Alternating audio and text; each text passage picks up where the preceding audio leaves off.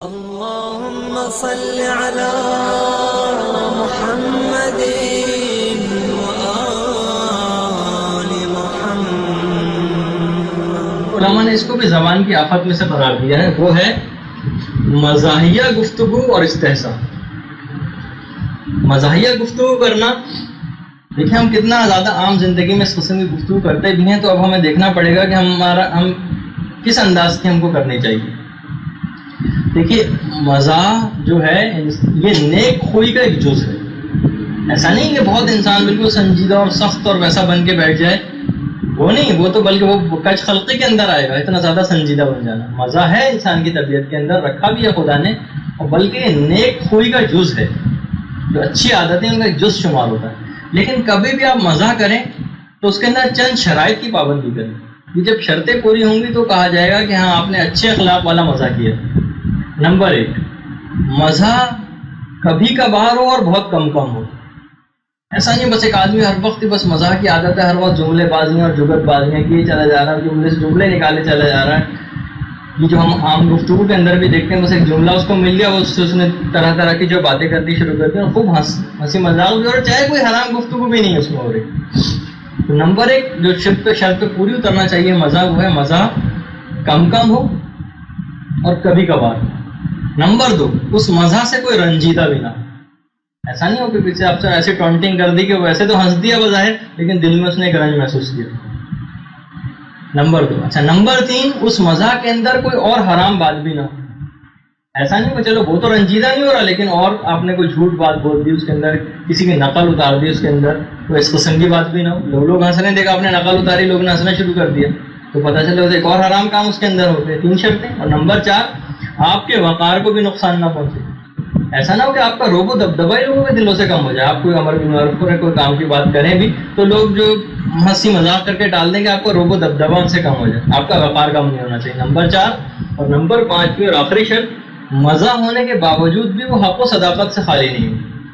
دیکھیے آپ جھوٹی بات سے بھی تو مزاح کر سکتے ہیں، سامنے والے کو بھی آپ کو پتہ ہے، آپ کو بھی پتہ ہے، آپ کہہ کر تو سکتے ہیں ایسا مزاح، لیکن وہ اسلامی اخلاق پر اس وقت پورا اترے گا جب وہ مزاح ہونے کے باوجود بھی حق اور صداقت سے خالی نہ ہو۔ رسول کی حدیث بھی ہے کہ میں بھی مزاح کرتا ہوں، لیکن میرا مزاح کبھی حق و صداقت سے خالی نہیں ہوتا، جیسے کہ آپ ابھی سنیں گے بھی۔ دیکھیں خود جناب رسول خدا کرتے تھے مزاح۔ ایک شخص ایک مرتبہ رسول کے پاس ایک بوڑھی عورت آئی، وہ آپ سنا بھی ہوگا، لیکن دیکھیے اس سے بھی ریلیٹڈ ہے ہماری گفتگو سے۔ یا رسول اللہ کیا میں جنت میں جاؤں گی؟ رسول نے کہا کوئی بوڑھی عورت جنت میں نہیں جائے گی۔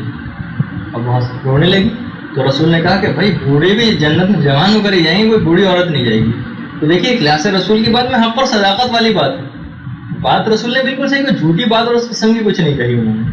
یا ایک عورت رسول کے پاس آئی، کہنے لگی یا رسول اللہ مجھے اونٹ چاہیے۔ تو رسول نے کہا میں اونٹ تو نہیں، البتہ تجھ کو اونٹ کا بچہ دے سکتا ہوں۔ تو اس نے کہا نہیں یا رسول اللہ مجھے تو اونٹ ہی چاہیے تھا۔ رسول نے کہا بھائی جو اونٹ میں دوں گا وہ کسی نہ کسی اونٹ کا بچہ ہی۔ تو دیکھیے یہ بھی ایک مزہ ہے رسول کی زندگی کے بعد۔ ٹوٹل اگر ہم واقعات نکالیں، علماء نے پورے رسول کی زندگی کے ایک سمجھے کہ وہ تاریخ اور تفسیر کے اندر موجود رسول کی زندگی کے ایک رخ، لیکن کیا مشکل سے 7 یا 8 واقعات مزاح کے ملتے ہیں رسول کے، وہ پورے 7-8 واقعات میں آج بیان کرتے ہیں، اس کے علاوہ ایک واقعہ آپ نہیں رسول کی زندگی سے مزاح کا نکال کے نہیں بتا سکتے، اور وہ کیوں نہیں ہے رسول کی زندگی میں اتنا مزاح، وہ بھی آخر میں آئے گا۔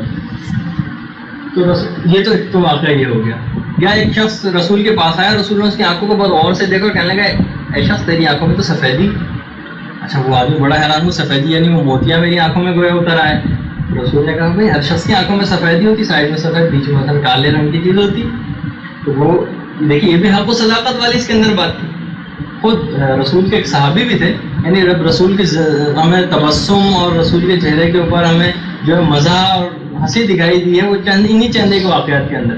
ضحاک نام کا رسول کا ایک صحابی، بہت ہی بدصورت اور بد شکل تھے ضحاک نام کے ایک صحابی، لیکن ان کی 2 بیویاں تھیں، دونوں بہت خوبصورت تھیں۔ ایک مرتبہ رسول خدا کے پاس آئے، یا رسول اللہ میری 2 بیویاں دونوں خوبصورت ہیں، میں چاہتا ہوں ایک کو طلاق دے دوں تاکہ آپ اس سے شادی کر سکیں۔ اچھا حجرے کے پیچھے جو پردہ تھا اس کے پیچھے حضرت عائشہ بیٹھی ہوئی تھی۔ اچھا ان کے سامنے اس قسم کی بات کی اس نے، تو پیچھے پردے کے پیچھے سے کہنے لگے ضحاک کیا وہ تجھ سے زیادہ خوبصورت ہے؟ اچھا خود بہت بدصورت ہے اچھا کرتے. ضحاک نے ایک جملہ کہا نہیں میں ان سے زیادہ خوبصورت ہوں. تو اس وہ موقع ایک لوگ علماء بیان کرتے ہیں واحد موقع ایک موقعوں کے اندر سے کہ رسول جس موقع پہ ہنسے ہیں باقاعدہ, یعنی جب خود بدصورت اور اچھا شکل تھا اور اس نے کہا کہ نہیں میں ان سے بھی زیادہ خوبصورت میں ہوں, یعنی تو رسول کو ایک مزاح کی سی اس کے اندر بات محسوس اور ہنس دی. یا رسول کے ایک اور صحابی تھے صہیب ایک دفعہ ان کے داڑھ میں شدید درد تھا, رسول سے آ کے انہوں نے کہا بھی تھا درد ہے. رسول نے ان کو دیکھا کہ صہیب جو خورما کھا رہے ہیں. اچھا رسول نے کہا اے صہیب تمہاری تو داڑھ کے اندر درد تھا, تم کس طرح خورما کھا رہے ہو؟ کہنے لگے یا رسول اللہ میں دوسری طرف کی داڑھ سے کھا رہا ہوں جس میں درد نہیں. اس پہ بھی رسول کے ایک اور موقع ہے اس پہ رسول ہنسے. یا رسول ایک اور موقع پہ ہنسے ہیں کہ رسول کے ایک اور صحابی تھے اس کا نام تھا خوات. تو ایک دفعہ خوات کو رسول نے دیکھا کہ وہ عورتوں کے جھرمٹ میں بیٹھے ہوئے ہیں کھڑے ہوئے ہیں. رسول خوات کے پاس آیا خوات تم یہاں کیسے؟ کہنے لگے یا رسول اللہ گھبرا گئے رسول کو دیکھ کر. کہنے لگے یا رسول اللہ میرا اونٹ بہت سرکش ہو گیا تو اس کے لیے میں رسی بٹوانے کے لیے ان عورتوں کے پاس آیا تھا تاکہ اس کے گلے میں رسی باندھ کے قابو کروں. اچھا رسول اس وقت تو چلے گئے اور بعد میں جب کبھی خوات ملتے تو رسول دیکھیے مزہ سے بھی اپنے کس طریقے سے امر بالمعروف کرتے تھے. خوات تمہارے اونٹ کی سرکشی کا کیا حال ہے؟ اچھا خوات بڑے جو ہے وہ اس وقت جو ہے وہ ہوتے. اور تیسری دفعہ جب رسول نے پوچھا خوات تمہاری اونٹ کی سرکشی کا کیا حال ہے تو خوات نے کہا مجھے اس خدا کی قسم جس نے آپ کو نبی بنا کر بھیجا ہے میرا اونٹ اپنی سرکشی سے باز آ چکا. یعنی اس کے بعد سے انہوں نے وہ چیزیں چھوڑ دی.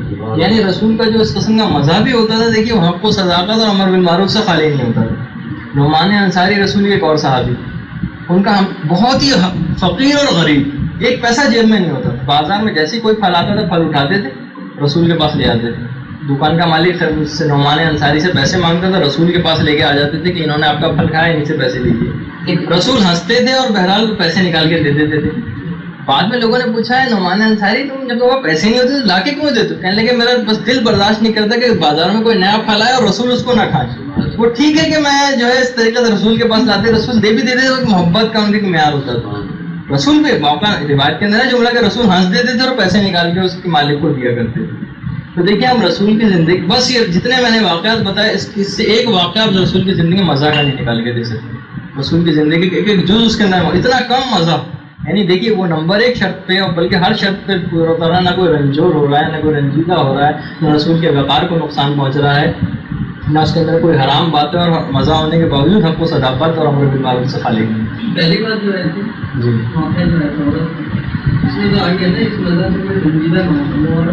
نہیں وہ دیکھیے جو رسول کے اس سے بھی مقصد ایک ہو سکتا ہے وہ بات بھی بتانا مقصد ہو کہ وہ واحد موقع ملتا ہے کہ جب رسول نے وہ بات بتائی تھی کہ جنت میں سب لوگ جوان ہو کر جائیں گے. اس سے بالکل ابتدائی زمانے کا واقعہ کہ لوگوں کو پتہ بھی نہیں تھا کہ کس طریقے سے جنت میں جانے کی چیز یعنی کس طرح کے ہم پہنچیں گے. تو رسول نے حق بات بھی کہہ دی اس سے اور پھر بات کے جملے کو عورت ہنستی اور خوش ہو کے گئی اس انداز سے. وہ رنجیدہ اس بات پہ نہیں ہوئی تھی یعنی دنیاوی کسی بات آخرت کے لیے رنجیدہ ہوئی تھی. تو اس میں تو اگر آپ آخرت کے لیے کسی کے دل میں رنج پیدا کر دیں تو کوئی ایسی بات بھی نہیں اس کے اندر. تو یہ دیکھیں اب خود جناب ہے یہ تو رسول خدا کی مثال. اور خود آپ دیکھیں شب عاشور بھی جو مقام دیکھ لیا تھا جب اصحاب نے اپنا جنت کے اندر تو اس وقت روایت کا جملہ کہ شب عاشور امام کے اصحاب مزہ کر رہے تھے. تو ایک صحابی نے جب امام کے دوسرے سے کہا کہ بھائی کوئی مزہ کا ٹائم تو انہوں نے کہا یہی تو مزہ کا ٹائم ہے. یعنی جب انسان اپنا آخرت انجام سب کچھ اس کے سامنے آ گیا وہ خوش ہو رہا ہے تو فخر و انبساط و مزہ کا وقت ہی یہی ہے اصل. تو خود آپ دیکھیے کہ خود مولا کائنات کی زندگی میں رسولوں دیکھیں ہمارا ایک نظریہ اور عقیدہ ہے رجت کا نظریہ کہ ہمارے قیامت یہ جب امام ظہور کر لیں گے تو اس کے بعد زمانہ رجت شروع ہوگا. یعنی 12ویں امام کی شہادت کے بعد 12ویں امام بھی شہید ہوں گے. 12ویں امام کی شہادت کے بعد تمام ائمہ دنیا میں دوبارہ آئیں گے اور اپنی اپنی حکومتیں قائم کریں گے. پھر جب سب کی حکومتیں قائم ہو جائیں گی پھر اس کے بعد کہیں جا کر قیامت وغیرہ آئے گی. تو رجت کے نظریے کو جو سنی حضرات ہیں وہ بہت ہی شیعوں کے لیے مذاقہ اڑاتے تھے اس نظریے کا. یا خود ایک ہمارے ایک عالم گزرے ہیں دیکھیے بہت باقاعدہ ایک سلسلہ چلا تھا جھوٹے دعوی مہدویت کرنے والوں کا. ایک دفعہ ایک شخص تھا شلمغانی نام کا, اس نے جو ہے دعوی امامت کیا کہ میں 12واں امام ہوں نام مہدی میں ہوں اور اس نے تمام شیعوں کو خطوط لکھنے شروع کر دیے کہ آؤ میرے پاس آؤ میں تم کو اپنے معجزات دکھاؤں گا. اچھا شلمغانی اس شخص کا نام تھا. ہمارے ایک عالم کے پاس اس کا خط گیا نام میرے دماغ سے نکل گیا ہے. ان عالم نے صرف ایک خط کے اندر ایک جملہ لکھ کر بھیج دیا، شرمغانی مجھے کسی اور معجزے کی ضرورت نہیں، میرے سر پہ بال نہیں گن جاؤں، تم بس اپنے معجزے سے میرے سر پہ بال اگر اگا دو تو میں تم کو امام ماننے کو تیار ہو جاؤں گا۔ شرمغانی نے اس کے بعد ایسی چپ سادی کی، کبھی ان سے خطوں کی دعوت نہیں کی۔ دیکھیے یہ بھی انہوں نے گویا ایک لحاظ سے مزہ کیا، لیکن جو ہے وہ اس طریقے سے انہوں نے ہجو کر دی اس کی، یعنی اپنے مزہ سے بھی دیکھیے انہوں نے کس قسم کا کام لیا۔ جیسے کہ ہمارے ایک اور عالم تھے، بادشاہ کے دربار میں تھے، تو بادشاہ کے دربار میں جو وزیر تھا کہنے لگا جو آپ کا مذہب ہے نا شیعہ مذہب، اس کے میں نے حروف اور اعداد نکالے، اس اعداد کو جب میں نے الفاظ کے جو روپ دیا تو یہ بنا مذہب ناحق، مذہب ناحق۔ تو ان عالم نے دیکھیے کتنا ایسا موقع تھا، اس نے کہا میں نے اعداد باقاعدہ آپ کے نکالے آپ کے مذہب کے، اس سے جو اعداد سے جو جملہ بن رہا ہے وہ ہے مذہب ناحق۔ انہوں نے کہا دیکھیے اب ہمارے عالم کی باری جب آئی، کہنے لگے دیکھیے ہم جو ہے فارسی النسل نہیں، اصل میں ہم عربی النسل، تو ہمیشہ یہ مذہب کے ساتھ جو ابھی نا کا لفظ آئے نا جو ہے اس کے ساتھ مضاف ہو جاتا ہے، یعنی یہ بن جائے گا مذہب و نہ حق، یہی مذہب حق ہے۔ تو ہم کیونکہ فارسی اصل نہیں ہے بلکہ ہم عربی الاصل ہے، تو اس لحاظ سے یہ نا جو ہے اس کے ساتھ مضاف بن جائے گا، کبھی نا الگ سے نہیں، عربی میں دیکھا ہوگا آپ نے نا الگ سے نہیں لکھا ہوا تھا، تو مذہب و نہ ہو جائے گا اور حق الگ ہو جائے گا، یہی مذہب حق ہے۔ تو دیکھیے یہ بھی انہوں نے مزہ کیا ایک لحاظ سے۔ میر باقر داماد اور شیخ بھائی ہمارے دونوں کتنے جلیل القدر عالموں میں سے گزرے۔ بادشاہ وقت نے اس زمانے میں تھا، اس زمانے میں کچھ محب اہل بیت بادشاہ بھی ہوا کرتے تھے، وہ ایک دفعہ دونوں کے ساتھ گھوڑے پہ چلا سیر کے لیے۔ میر باقر داماد بھی تھے، شیخ بھائی بھی تھے۔ میر باقر داماد انتہائی دبلے پتلے آدمی تھے اور شیخ بھائی بہت موٹے تھے۔ شیخ بھائی پیچھے رہ گئے، میر باقر داماد آگے نکل گئے۔ اب جو ہے وہ شخص بادشاہ جو تھا شیخ بھائی کے پاس آیا، کہنے لگا دیکھیے میر باقر داماد کو، ان کو اتنا زیادہ اپنے اوپر گویا غرور ہے کہ آپ کو بھی پیچھے چھوڑ کے چلے گئے اور آگے بڑھتے چلے گئے۔ اب شیخ بھائی دیکھیے کیسا موقع، اس نے ایک لحاظ سے مزہ ان سے آگر کیا کہ دیکھیے تو انہوں نے آپ کی کوئی پرواہ ہی نہیں کی۔ تو شیخ بھائی نے کہا اصل میں گھوڑا گویا آج فخر و انبساط سے قابو میں نہیں رہا ہے ان کے، کہ میرے اوپر میر باقر داماد جیسی شخصیت بیٹھی ہوئی، یعنی دیکھیے ان کو اس لحاظ سے جواب دیا۔ اب جو بادشاہ گھوڑا دوڑا تھا وہ میر باقر داماد کے پاس چلے گیا، کہنے لگا دیکھیے شیخ بھائی اتنے موٹے ہیں کہ ان کے گھوڑے سے چلا بھی نہیں جا رہا ہے۔ اچھا اب دیکھیے کوئی مزہ ہم ہوتے تو کوئی اور مزہ کی بھی بات کہتے اس قسم کی۔ اب میر باقر داماد نے کہا نہیں، اصل بات ہے شیخ بھائی کے علم و فضل کا بوجھ اتنا زیادہ ہے کہ گھوڑے سے اٹھ نہیں رہا ہے، اس وجہ سے گھوڑا سلو ہو گیا۔ تو دیکھیے گویا یہ ہمارے علماء کی مثالیں ہیں کتنی، کہ وہ اپنے مزہ سے بھی اگر کبھی مزہ بھی کرتے تھے تو اس قسم کا مزہ وہ ہوتا تھا، اس طرح نہیں کہ ہمارے جس طریقے سے فحش قسم کے مذاق اور جس قسم کا مذاق جو ہم عام طور پر اپنی زندگی کے اندر کرتے ہیں، جن کا نہ کوئی فائدہ ہوتا ہے نہ کسی کو اس سے امر بالمعروف ہوتا ہے، نہ اس میں حق و صداقت کی بات ہوتی ہے، بلکہ رنجیدگی اور حرام باتیں زیادہ ہوتی ہیں۔ یا آپ عام علماء کی جو ہے وہ ایک عالم نے باقاعدہ جملہ پڑھا، ایک عالم نے کسی شخص سے پوچھا تو بتاؤ اگر جنت میں جا کے کوئی شخص رنجیدہ ہو تو کتنی حیران کن بات ہے۔ ہاں جنت میں جا کے کوئی رنجیدہ ہو، اس سے زیادہ حیران کن تو کوئی بات ہی نہیں ہوگی۔ کہنے کہ اس سے زیادہ حیران کن بات ہے کہ انسان اس دنیا کے اندر ہنسے بیٹھے، یعنی جتنا تم حیران ہو رہے ہو نا، یعنی تمہارے پیچھے سب تک موت طاق میں لگی ہوئی ہے، تمہارا شیطان تمہارا راہزن بنا بیٹھا ہے، تمہارے پاس وقت نہیں ہے، تمہیں اتنے کٹھن مراحل کے ساتھ گزرنا اور تمہارے ہونٹوں پہ ہنسی آ رہی، یہ اس سے زیادہ حیران کن بات ہے کہ جنت میں جا کے کوئی شخص رنجیدہ ہو جائے۔ یہاں تک بلکہ باقاعدہ دیکھیے جو لوگوں کا علماء کا بھی مزہ کیا، ایک عالم نے اپنے کچھ اور علماء دوستوں کو بھی اپنے گھر بلایا اور ایک سے پوچھا کہ جو ابھی عالم آئے ہیں ان کے متعلق آپ کی کیا رائے؟ کہنے لگا یہ کہ عالم کیا ہے، میرے گدھے ہیں۔ دیکھیے بہت سے اس قسم کے جیلس بھی ہوتے ہیں آپس میں، حسد تو علماء کے درمیان مشہور۔ دوسرا عالم آیا کہ آپ کی ان کے متعلق کیا رائے، جو پہلے والے نے جو رائے دی تھی، انہوں نے کہا کہ اسلام کے عالم ہیں اصل میں تو بس گدھے ہی ہیں، بالکل کوئی جس طرح گدھے کے اوپر کتابیں لاتی ہیں۔ اب جب کھانا لگا تو انہوں نے کھانے کے اوپر لا کے گھاس رکھ دی کہ آپ دونوں نے اپنے آپ کو گدھا قرار دیا تھا، اس سے بہتر جو ہے گدھے کے لیے گھاس سے بہتر کوئی روزہ نہیں ہو سکتا۔ یعنی مزہ بھی کیا تو اس حوالے سے کہ وہ لوگ باقاعدہ اس پہ شرمندہ اور باقاعدہ انہوں نے کہا کہ ہاں ہمیں اس قسم کی آپس میں کوئی بات نہیں کرنی چاہیے۔ دیکھیے وہی مزہ کے اندر ہمیشہ امر بالمعروف کا پہلو، ہم جو عام طور پر اپنی زندگی میں گفتگو کرتے ہیں اس طرح ٹونٹنگ کرتے ہیں، مشہور ہے کہ جس طرح یہ جوش ملی آبادی تھے، مثال کے طور پر بات بیان کرتا ہوں، اپنے بہت ہی بے تکلف دوست جو کہ پٹھان تھے، ان سے کہنے لگے پشتو جو ہے وہ جہنمیوں کی زبان ہے۔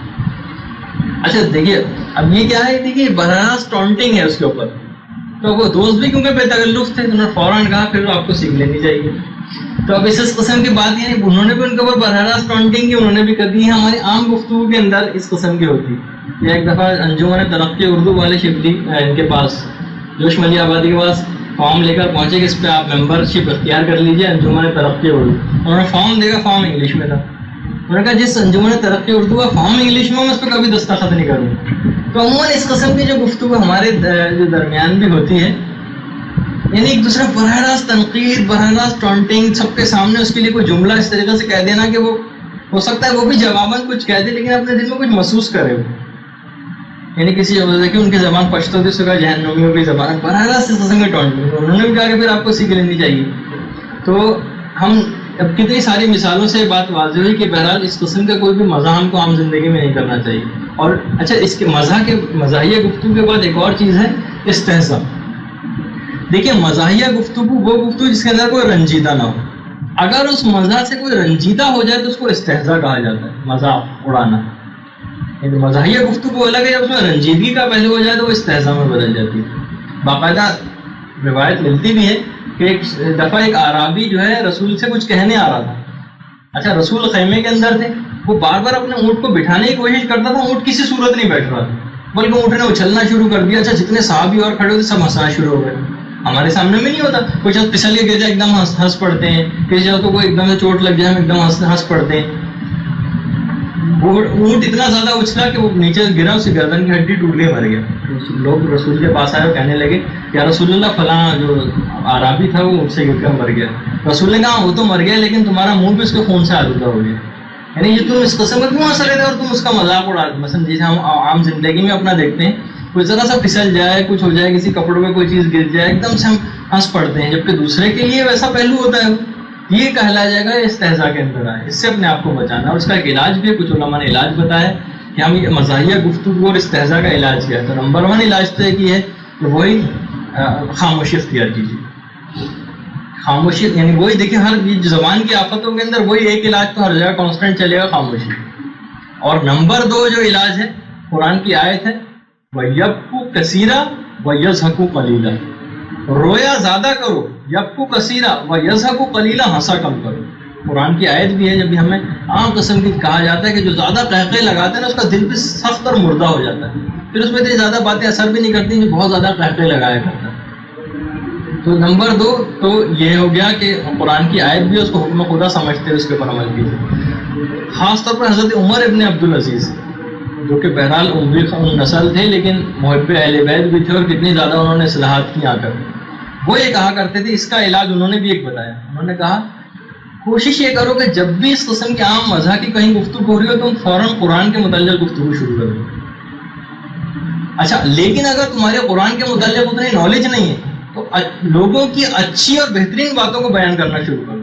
کبھی آپ نے نہیں دیکھو محفلوں کے اندر بیٹھ کے جو مثلا ہم بیٹھے ہوئے کسی محفل میں، ہمارے جو دوست احباب ہیں ان کی اچھی اچھی باتوں کو نکال کے بیان کرنی شروع کرو. اگر کوئی اور مثلا ہم مذہبی بات بھی کوئی نہیں نکالنا چاہ رہے یا نہیں نکل پا رہی ہے، مثلا قرآن کے متعلق اتنی معلومات نہیں ہے، گیدرنگ کو جس قسم کے، تو لوگوں کی اچھی باتوں کا ذکر کرنا شروع کر دو تاکہ وہ مزہ کی گفتگو جو ہے بیچ میں نہ اتنی آنے پائے. کیونکہ جب مزہ کی گفتگو محفل میں آئے گی تو لازمی اس کے اندر غیبت بھی ہو جائے گی، نقل بھی اتاری جائے گی، استہزاء کا پہلو بھی آ جائے گا اور کیا کیا کچھ ہوگا وہ آپ کو پتہ ہے. اور 5ویں چیز یہ بات یاد رکھیے، استہزاء کے متعلق کہا جاتا ہے اگر کوئی شخص نے اس دنیا میں کسی کا مذاق اڑایا تو آخرت میں خدا اس سے استہزاء کرے گا. جملہ یہ ملتا ہے کہ جب اگر آپ نے یہاں کسی کا مذاق اڑایا تو جہنم میں اس شخص کو نکالا جائے گا اور اس کے لیے جنت کا ایک دروازہ سے کھول دیا جائے گا، کہا کہ جنت میں داخل ہو جائے گا. وہ جیسی جنت کے دروازے پر پہنچے گا دروازہ بند کر دیا جائے گا اور ایک اور دروازہ پیچھے کی طرف کھول دیا جائے گا، وہاں سے داخل ہو جائے گا. وہ وہاں سے جائے گا، وہاں سے جائے گا، وہاں سے بھی دروازہ بند کر دیا جائے گا. بار بار جب ایسے ہوگا شدید شرم اور خجالت کے ساتھ وہ شخص مایوس ہو کر بیٹھ جائے گا اور سمجھ جائے گا مجھ سے استہزاء کیا جا رہا ہے، میرا مذاق اڑایا جا رہا ہے. پھر اس کو بتایا جائے گا دنیا میں جو تم نے اس قسم سے لوگوں کا مذاق اڑایا تھا آخرت میں خدا آج تمہارا مذاق اڑا رہا ہے اس طریقے سے. تو اس قسم کی یہ 5 طریقے ہیں تقریباً کہ ہم اس طریقے سے مزاحیہ گفتگو جو عام گفتگو بنتی ہے لیکن یہ کسی ایک حرام کام کا پیش خیمہ بن جاتی ہے. وہی اسلام کبھی بھی دیکھیے اس راستے بھی آپ کو نہیں بھیجنا چاہتا کہ جس سے آپ مباح بھی چاہے کیوں نہ ہو لیکن آپ حرام میں گرفتار ہو جائیں. مدرس کو باغ میں جانے نہ دیجو والا معاملہ ہوگا. یعنی وہ باقاعدہ مجھے اکثر ایسے موقع پہ شعر ضرور یاد آتا ہے وہ جو اچھا ہے جن لوگوں نے نہیں سنا لیکن ہے بہرحال دیکھ لحاظ سے دنیاوی ٹائپ کا شعر ہے لیکن معرفت والا بن سکتا ہے. مگس کو باغ میں جانے نہ دیجو کہ نہا خون پروانے کا ہو. شہد کی مکھی کو باغ میں نہیں جانے دو. اگر شہد کی مکھی باغ میں چلی گئی تو سب پروانے مر جائیں گے. اس کے کیا معنی؟ شہد کی مکھی باغ میں جائے گی تو پھلوں کا رس چوسے گی, پھلوں کا رس چوسے گی تو اس سے شہد بنے گا, شہد بنے گا تو شہد سے موم بتی بنے گی, موم بتی جب جلائی جائے گی تو پروانے آئیں گے اور جل کے مر جائیں گے. پروانوں کو اگر جلنے سے بچانا چاہتے ہیں تو شہد کی مکھی کو باغ میں نہیں جانے دیجیے. یہ ایک ہے. تو اسلام کبھی بھی اس گفتگو نہیں سے ہی آپ کو روک دے گا. اگر مذاہب گفتگو کی ویسے عام طور پہ آپ کو اجازت مل جائے, جب بھی 5 شرائط کے ساتھ اجازت ملی, اور اس میں پہلی شرط یہ بہت کم ہو اور کبھی کبھار. آپ خود دیکھیں اگر 2-3 گھنٹے کی ایک نشست ہے کیونکہ دیکھیے بہرحال نیک خوئی کا جز تو ہے, تو آپ دیکھ لیں کہ 2 گھنٹے کی نشست کہیں بیٹھے ہو تو اس میں کتنا مزہ جو ہے وہ شمار ہوا کم ہے. 1 یا 2 دفعہ اگر آپ نے مزہ کر لیا تو بس ایک محفل کے اندر کافی ہے. اس سے زیادہ اگر آپ کر رہے ہیں تو پھر وہ ہو جائے گا کہ وہ زیادہ ہو رہا ہے اور حد اعتدال سے بڑھ رہا ہے, اس میں حرام اور زبان کی آفت کے اندر شمار ہوا ہے.